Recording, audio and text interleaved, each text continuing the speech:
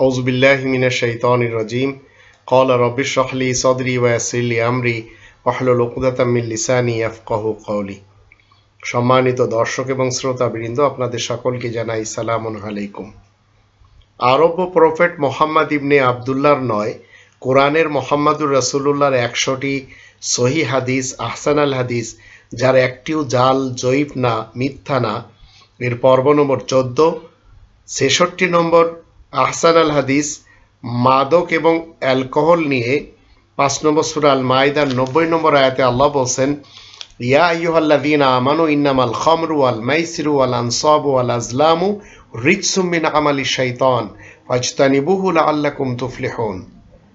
হে মুমিনগণ, নিশ্চয় নেশার বস্তু, মেহনত ছাড়া অর্জনকৃত মাল, কোনো স্থানে মানা এবং ভাগ্য নির্ণায়ক বা লটারি, এসব শয়তানের তথা ব্যক্তিত্বের চাহিদার অনুসারীদের ঘৃণ্য কর্ম।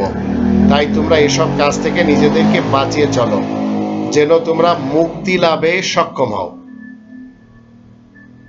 তো আহসানাল হাদিস থেকে আমরা জানলাম এগুলি সব শয়তানি কাজ। রবে শান্তির রাজ্যে মুমিন মুসলিম হলে বাদ দিতে হবে এগুলি। 67 নম্বর আহসানাল হাদিস, জুয়া খেলা নিয়ে এবং দোজখবাসীদের নিয়ে আল্লাহ রাব্বুল আলামিন কি বলছেন?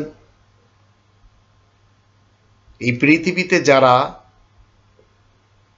নিজেদেরকে দোজখবাসী বানিয়ে ছেড়েছে, এদের ব্যাপারটি নিয়ে 2 নম্বর সূরা আল বাকারার 119 নম্বর আয়াতে আল্লাহ বলছেন, ইন্না আরসালনাকা বিল হাক্কি বাশীরান ওয়া নাযীরা ওয়া লা তুসআলু আন আসহাবিল জাহিম। নিশ্চয় তোমাকে আমি সত্যের মহান পয়গাম নিয়ে সুসংবাদদাতা ও সতর্ককারী হিসেবে পাঠিয়েছি। সংকীর্ণ জায়গার যাতনার সাহাবীদের ব্যাপারে তোমার কাছে কোনো প্রশ্ন করা হবে না। এখন শয়তানি কাজ যারা করে চলেছে, যেটি আমরা 66 নম্বর আহসানাল হাদিস থেকে জানলাম, 5 নম্বর সূরা আল মাইদার 90 নম্বর আয়াত, নেশার বস্তু বলেন, মেহনত ছাড়া অর্জনকৃত মাল বলেন, কোনো স্থানে মানত মানা বলেন, ভাগ্য নির্ণায়ক লটারি বলেন, এগুলি সব শয়তানের কাজ, ঘৃণ্য কর্ম। তো এই সব কাজগুলি নিয়ে আজ মানুষ কি করছে? বিভিন্নভাবে কেউ জুয়াতে পয়সা লাগাচ্ছে, কেউ কত কিছু করছে। এই সব করে মানুষেরা যাচ্ছে কোথায়? যাতনাতে যাচ্ছে, যাতনার সাহাবী হচ্ছে, আসহাবিল জাহিম হচ্ছে। আল্লাহ বলছেন, নিশ্চয় আমি তোমাকে সত্যের মহান পয়গাম নিয়ে সুসংবাদদাতা ও সতর্ককারী হিসেবে পাঠিয়েছি। সংকীর্ণ জায়গার যাতনার সাহাবীদের ব্যাপারে তোমার কাছে কোনোই প্রশ্ন করা হবে না। তো আপনাকে আমাকে এই আহসানাল হাদিস মেনে চলতে হবে। এবং যারা এইসব কাজ করে চলেছে, এদের সাথে নিজেদের ব্যক্তিত্বকে সম্পৃক্ত করা যাবে না। 68 নম্বর আহসানাল হাদিস, অন্য ধর্মের, দিন ইসলাম বাদে বাকি যত ধর্মের রয়েছে, সেই ধর্মের যত কাল্পনিক দেবদেবতা যা তারা বানিয়ে নিয়েছে, আসলাফ, আকাবির, বুজুর্গ, পীর, কুতুব, গাউস, আবদাল, এদেরকে কোনোভাবে গালি দেওয়া যাবে না।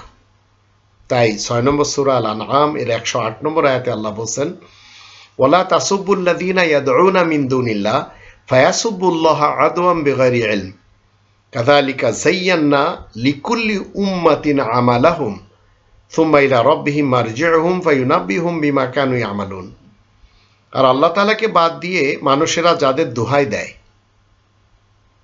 যাদেরকে ডাকে, যাদের আরাধনা করে,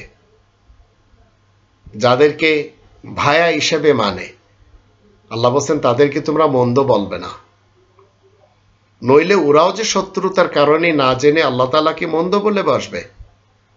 এমনই করে প্রত্যেকটি জাতির কাজকর্ম সুন্দর করে সাজিয়ে রেখেছি, পরে অবশ্য তাদের নিজেদের রবের দিকে ফিরতে হবে, তখন আল্লাহ তাআলা তাদের খবর দিয়ে দিবেন যেসব কাজকর্ম তারা করেছে।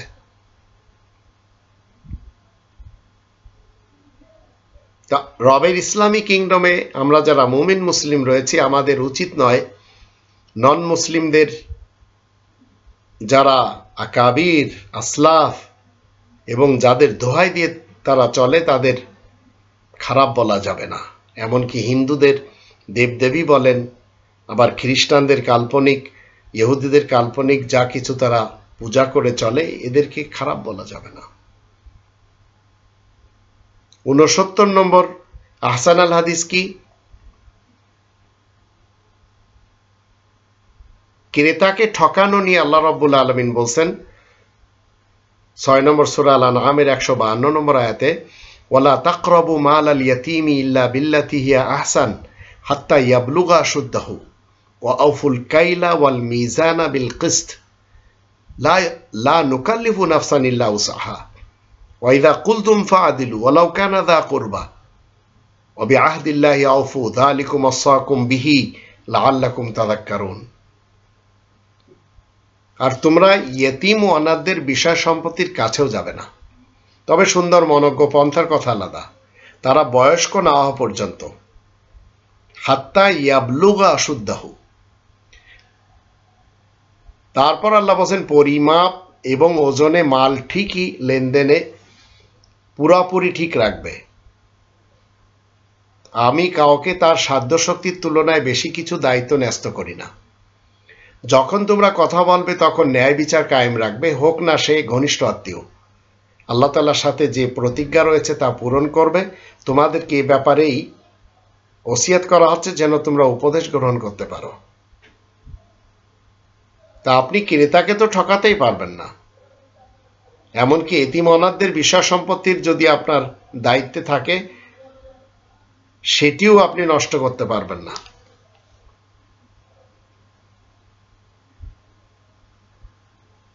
লেনদেন সবসময় আল্লাহ বলেন পুরোপুরি ঠিক রাখবে, ওজন হোক পরিমাপ হোক। আবার কথা বলার সময় ন্যায় বিচার কায়েম রাখতে হবে। এই ন্যায় বিচারের জন্য ঘনিষ্ঠ আত্মীয় হোক এবং যেই হোক না কেন, তো এগুলি কথা বোঝার জন্য, এই আহসান আল হাদিস বোঝার জন্য লাহওয়াল হাদিসের আদৌ দরকার পড়ে না। 70 নম্বর আহসান আল হাদিস কি? অপচয় নিয়ে আল্লাহ রাব্বুল আলামিন কি বলছেন? 7 নম্বর সূরা আল আরাফের 31 নম্বর আয়াতে বলা আছে, ইয়া বানি আদম খুযু যিনাতাকুম ইনদা কুল্লি মাসজিদ ওয়া কুলু ওয়াশরাবু ওয়া লা তুসরিফু ইন্নাহু লা ইউহিব্বুল মুসরিফিন। শোনো হে আদম সন্তান, প্রত্যেক সাজদা করার সময় তোমরা নিজেদেরকে একটু সাজিয়ে নেবে আর খাবে এবং পান করবে খুশি মতো, কিন্তু অপচয় করবে না, কারণ আল্লাহ অপচয়কারী দলকে ভালোবাসেন না।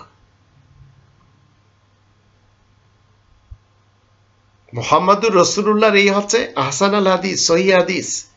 আর এই আহসান আল হাদিস আল্লাহ নাজিল করেছেন একটি কিতাব আকারে।